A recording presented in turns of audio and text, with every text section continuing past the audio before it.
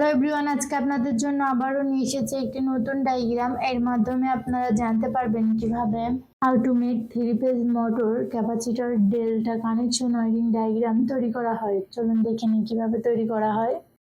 MCB, এটি তিনটি terminal আছে।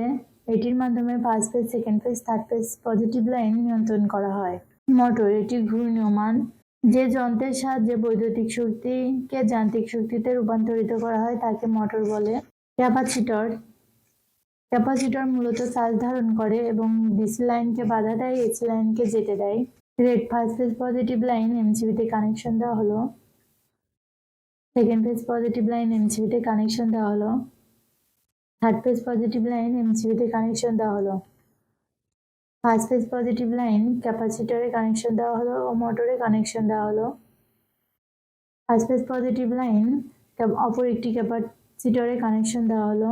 Third phase positive line capacitor 1 থেকে অপর একটি ক্যাপাসিটরে কানেকশন দেওয়া হলো ও মোটরে কানেকশন দেওয়া হলো। সেকেন্ড ফেজ পজিটিভ লাইন ক্যাপাসিটরে কানেকশন দেওয়া হলো ও মোটরে কানেকশন দেওয়া হলো। এভাবে আপনারা ডেল্টা কানেকশন দিতে পারবেন।